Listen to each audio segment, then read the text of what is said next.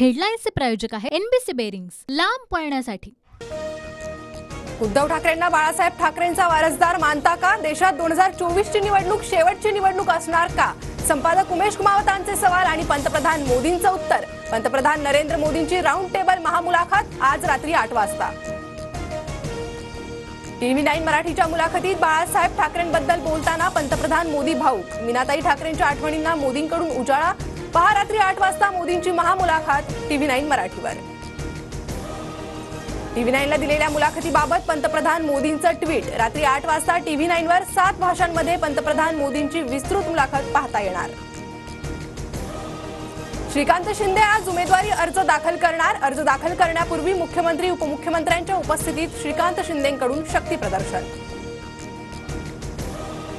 महायुतीचे नाशिक दिंडोरीचे उमेदवार आज उमेदवारी अर्ज भरणार। मुख्यमंत्री उपमुख्यमंत्र्यांच्या उपस्थितीत हेमंत गोडसे, भारती पवार उमेदवारी अर्ज दाखल करणार। ठाकरे गटाचे उत्तर पश्चिम मुंबई लोकसभेचे उमेदवार अमोल कीर्तिकर आज उमेदवारी अर्ज दाखल करणार। अर्ज दाखल करण्यापूर्वी अमोल कीर्तिकरांकडून बाळासाहेब ठाकरेंना अभिवादन। ठाकरे गटाच्या पालघर लोकसभेच्या उमेदवार भारती कांबडी आज उमेदवारी अर्ज दाखल करणार। भाजपकडून पालघरसाठी अद्याप उमेदवाराची घोषणा नाही। इंडिया आघाडीचं सरकार आल्यावर एकत्र बसून पंतप्रधान ठरवणार। देशाला 5 वर्ष स्थिर सरकार देणार, शरद पवार यांची प्रतिक्रिया।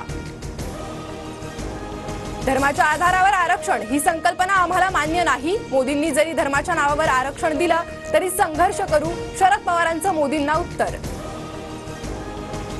निवडणूक आयोगाला मतदानाची आकडेवारी जाहीर करायला 11 दिवस का लागले? टक्केवारीमध्ये तफावत, वाढलेलं मतदान कोणी केलं? संजय राऊतांकडून आयोगावर प्रश्नचिन्ह उपस्थित।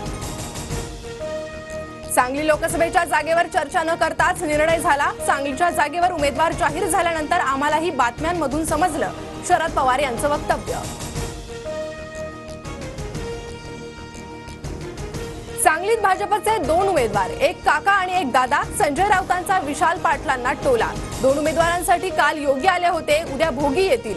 योगी आदित्यनाथ यांच्या सभेवर राऊतांची टीका।